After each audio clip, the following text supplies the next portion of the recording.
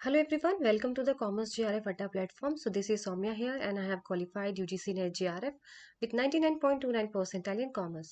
तो चलिए आज का सेशन स्टार्ट करते हैं। तो आज से इंटरनेशनल बिजनेस मैंने स्टार्ट कर दिया है और जितने इंपॉर्टेंट टॉपिक्स बिजनेस एनवायरनमेंट की थे वो मैं पहले करा चुकी हूँ। तो जिन्होंने भी वीडियोस नहीं देखी वो जाके चेक कर सकते हैं। तो आज का वेरी इंपॉर्टेंट टॉपिक जो है इंटरनेशनल बिजनेस के वो आज से स्टार्ट करेंगे और आपके इंटरनेशनल बिजनेस यहाँ से आपके स्टार्ट रहेंगे। तो चलिए आज का सेशन स्टार्ट करते हैं। सबसे पहले चार्ट आपके यहाँ पे देख सकते हो। तो ये चार्ट्स आप स्क्रीनशॉट ले सकते हैं। बहुत ही इंपॉर्टेंट चार्ट है ये आपका। कैरोल का सीएसआर पिरामिड का ये एक आपका मॉडल है या एक पिरामिड है जो कि बहुत इंपॉर्टेंट है। एज इट इज एग्जाम में आ चुका है, पीवाईक्यूज भी कई बार इससे आ चुके हैं। तो जैसा कि आप देख रहे हैं ये कैरोल का सीएसआर पिरामिड है जिसके अंदर आपका ई फॉर इकोनॉमिक, इसको याद करते हैं ईएलईपी, इसका शॉर्ट फॉर्म बना लीजिए ईएलईपी। ठीक है, अगर आप इसका शॉर्ट फॉर्म बनाएंगे तो इसको याद करने में ना बहुत इजी हो जाएगा आपको। ठीक है, ELEP एज इट इज याद करना है क्योंकि सीक्वेंस में भी या कई बार आपसे पूछ चुके हैं, मतलब सीक्वेंस में भी। तो ELPEP का मतलब ई से इकोनॉमिक, एल से लीगल, ई से एथिकल और पी से फिलांथ्रोपिक। ठीक है, अब इसके बारे में डिटेल्स में पढ़ते हैं कि एग्जैक्टली इनका मतलब क्या है। ठीक है, और इससे रिलेटेड एमसीक्यूज में मैं आप लोगों के लिए जरूर लेकर आऊंगी। तो मैंने कोशिश की है कि एक ही चार्ट के अंदर आप लोगों को सारा कुछ इंपॉर्टेंट यहाँ पे बता दूं। ठीक है, तो जैसा कि आप यहाँ पे ये चार्ट देख रहे हैं, ELEP यानी इकोनॉमिक रिस्पॉन्सिबिलिटीज, लीगल रिस्पॉन्सिबिलिटीज, आपकी एथिकल रिस्पॉन्सिबिलिटीज और आपकी फिलेंथ्रोपिक रिस्पॉन्सिबिलिटीज। अगर यहाँ पे बात करते हैं इकोनॉमिक रिस्पॉन्सिबिलिटीज की, इकोनॉमिक से हमेशा से याद रखिएगा प्रॉफिट रिलेट होता है। इकोनॉमिक का सीधा जो मतलब होता है वो पैसे से मतलब होता है, मनी से मतलब होता है। तो इकोनॉमिक का यहाँ पे मतलब बी प्रॉफिटेबल। हमारी जो बिजनेस है उनको ये देखना है कि हमें ऐसे प्रोडक्ट्स बेचने हैं जिससे हमें प्रॉफिट हो। ठीक है, तो बेसिक जो इनकी रिस्पॉन्सिबिलिटीज होती है बिजनेस की, to produce goods and services, जो कि सोसाइटी को जरूरत होती है वो प्रोडक्ट्स बनाइए मार्केट में और उनको बेच के प्रॉफिट कमाइए। तो यहाँ पे सिंपल सा मतलब है इकोनॉमिक रिस्पॉन्सिबिलिटी का मतलब प्रॉफिट। दूसरी बात करते हैं लीगल रिस्पॉन्सिबिलिटी। लीगल है तो ऑब्वियसली सी बात है लॉज एंड रेगुलेशंस होंगे इसके अंदर। पहली बात, अगर आप ऐसे प्रोडक्ट मार्केट में सेल कर रहे हैं तो सबसे पहली इंपॉर्टेंट चीज है आपको ध्यान रखना पड़ेगा कि आप एथिकली राइट या रॉन्ग कर रहे हैं, ये आपको चेक करना होगा। आपको हमेशा जो है वो रूल्स रेगुलेशंस को फॉलो करके आपको अपने प्रोडक्ट बनाने हैं और मार्केट में सेल करने हैं। फिर है आपका एथिकल। एथिकल का मतलब यहाँ पर ये है कि क्या सही है क्या गलत है, आपको ये चीज ध्यान में रखनी है। आपको एथिकली राइट होना बहुत जरूरी है। आपको ऐसी चीजें नहीं करनी है जो एथिकली राइट नहीं होती है। ठीक है, फिर आपका फिलांथ्रोपिक रिस्पॉन्सिबिलिटी। इसका मतलब ये है कि आपको एक अच्छा कॉर्पोरेट सिटीजन बनना है, यानी आपको जो है वो कम्युनिटी की, सोसाइटी की जो स्टैंडर्ड ऑफ लिविंग है उनको इम्प्रूव करना है, उनकी क्वालिटी ऑफ लाइफ को इम्प्रूव करना है। आपको ऐसे ऐसे रिसोर्सेस आपको कंट्रीब्यूट करने होंगे सोसाइटी में जिससे लोगों का स्टैंडर्ड ऑफ लिविंग बढ़े, उनकी जो लाइफ की क्वालिटी है वो इम्प्रूव हो। देखिए बहुत ही छोटा सा चार्ट लेकर आई हूँ, इसी के अंदर कोशिश की कि सारा जो है वो पॉइंट टू पॉइंट आपको यहाँ पे डिस्क्राइब करते हैं। ठीक है, बेफालतू की चीजें पढ़ने का कोई फायदा नहीं है। आप सिर्फ पॉइंट टू पॉइंट एग्जाम के पास आपको बस यही करना है कि एग्जाम से रिलेटेड आपको पॉइंट टू पॉइंट ही पढ़ना पड़ेगा, तभी आप इतना सारा सिलेबस जो है वो कवर कर पाएंगे। तो चलिए, ये आप स्क्रीनशॉट ले सकते हैं इसका, और ये बहुत इंपॉर्टेंट चार्ट है आपका। ठीक है, सबसे इंपॉर्टेंट मुझे ये लगता है क्योंकि इसमें से क्वेश्चन सीक्वेंसिंग में भी आते हैं, मैच द कॉलम में भी आते हैं और वन लाइनर भी आ जाते हैं। चलिए अब नेक्स्ट चार्ट की तरफ आते हैं। नेक्स्ट है आपकी ईपीआरजी फ्रेमवर्क, जिससे हर बार क्वेश्चन बनता है, हर बार। यानी आप चाहे जून 2024 का देख लीजिए, आप दिसंबर 2024 का देख लीजिए, आप 2023 का एग्जाम देख लीजिए, आपको इसमें से क्वेश्चन देखने को जरूर मिलेंगे और ज्यादातर जो क्वेश्चन होते हैं वो मैच द कॉलम में आपको देखने को मिलते हैं। तो सबसे पहले बहुत इसमें भी मैं एक चार्ट लेकर आई हूँ जिसमें आपको इतना समझा देंगे कि आपको क्या चीज याद रखनी है और क्या चीज नहीं। ठीक है, तो सबसे पहले यहाँ पे आते हैं एथनोसेंट्रिक। देखिए एथनोसेंट्रिक से सीधे याद रखिए होम कंट्री, और कुछ नहीं याद करना। इसको सिर्फ आपको कलर चेंज कर लेती हूँ मैं, इसमें यहाँ पे विजिबल नहीं होगा आपको। सिर्फ होम कंट्री आपको याद रखनी है।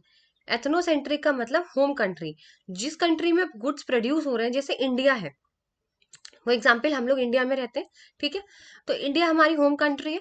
तो हम अपने होम कंट्री के रूल्स रेगुलेशन, हम अपने होम कंट्री के कल्चर लैंग्वेज, उसी के हिसाब से हम प्रोडक्ट जो है वो मार्केट में लेकर आएंगे। हमें सिर्फ अपना जो कंट्री है उनका हमें मतलब है और हमें किसी से भी कोई मतलब नहीं है। वहीं अगर बात करूं रीजन, सॉरी, पॉलीसेंट्रिक की देखिए इस तरीके से याद करिए, ठीक है, पहले एथनो आता है, फिर पॉलीसेंट्रिक आता है, फिर आपका, यहाँ पे मैं लिख देती हूँ, ये आपका नंबर 1 है, ये आपका नंबर 2 है, और ये आपका नंबर 3 है, और ये आपका नंबर 4 है। इसको सिंक में याद करिएगा इसको, ठीक है।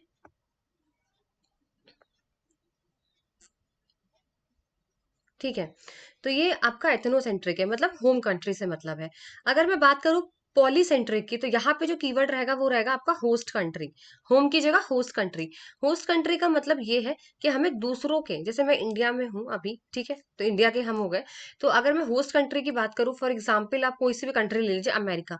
तो अगर मैं मार्केट अपना जो है वो एक्सपेंड करती हूँ, अपना सेल करती हूँ, तो मुझे अमेरिका के हिसाब से चलना पड़ेगा। अमेरिका की जो कल्चर है, अमेरिका की जो लैंग्वेज है, अमेरिका के जो भी रूल्स रेगुलेशन है वो फॉलो करने पड़ेंगे, इंडिया के नहीं, ठीक है। ये है पॉलीसेंट्रिक। फिर आता है रीजन। रीजन का मतलब यहाँ पे क्या है, सिमिलैरिटीज से।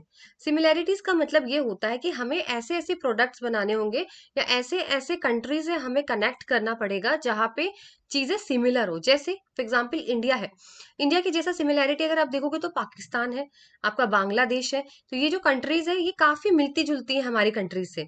इनका टेस्ट हो गया, इनका खाना, इनका कल्चर, मतलब काफी हद तक जो है वो सिमिलर होता है। तो हमें ऐसी कंट्रीज को पिक करना होगा, ऐसी कंट्रीज में हमें अपना मार्केट एक्सपेंड करना है, हमें अपना प्रोडक्ट जो है वो एक्सपेंड करना है, ऐसे जहाँ पे सिमिलैरिटीज हो कंट्रीज के बीच में, ठीक है। तो जैसे मैंने आपको बताया कि हम उस कंट्री में जाकर हम बिजनेस करेंगे जहाँ सिमिलैरिटीज है। जैसे मैंने एग्जाम्पल बता दिया आपको, जैसे पाकिस्तान, बांग्लादेश, ये हमारे नेबर कंट्रीज तो है ही, लेकिन इनका जो कल्चर है काफी हद तक हमसे मैच करता हुआ है, ठीक है। फिर आता है जियो सेंट्रिक। तो जियो से सीधा मतलब है ग्लोबल, मतलब वर्ल्ड वाइड है। इसको हमें अगर हम बात करें तो यहाँ पे जो अप्रोच होगी वो वर्ल्ड वाइड होगी, पूरी दुनिया में, ठीक है। इसमें कोई ऐसा सिमिलैरिटीज डिसमिलैरिटीज नहीं है। पूरे इंडिया, सॉरी, पूरे वर्ल्ड में हम कहीं भी ट्रेड कर रहे हैं, उस हिसाब से हमको देखना पड़ेगा कि हमें एक ऐसी चीज बनानी है, या ऐसा प्रोडक्ट हमें जहाँ करना है जो पूरी कंट्री में सेम ही हो। पूरी कंट्री मतलब ग्लोबली हमें ये चीज करनी होती है, ठीक है। इसमें सिर्फ एक ही कॉमन मार्केट होगा, द पूरा वर्ल्ड जो है वही हमारा कॉमन मार्केट होता है, ठीक है। तो इस तरीके से आपको यहाँ पे ये समझना था। ये मैंने आप लोगों को थोड़ा सा इस तरीके से समझाया कि आप लोग इसको याद, पूरा डेफिनेशन, सारी चीजें इसके अंदर क्या आता है क्या नहीं आता, ये सारी चीजें याद नहीं करनी होती है।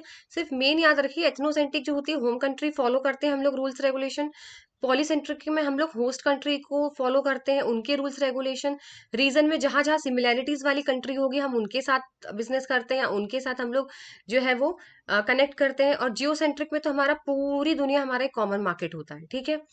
चलिए, अब आते हैं आपके नेक्स्ट पे। सारे इंपॉर्टेंट इंपॉर्टेंट आपके लिए लेकर आई हूं मैं यहाँ पे, और कोशिश की कि चार्ट्स के थ्रू ही सबको समझा दूं आपको, ठीक है। तो ये आपके स्टेजेस ऑफ इंटरनेशनलाइजेशन जो वो बहुत इंपॉर्टेंट है। इसमें सिक्वेंसिंग का क्वेश्चन आया था कि पहले डोमेस्टिक कंपनी आती है, इसको आपको लर्न करना पड़ेगा।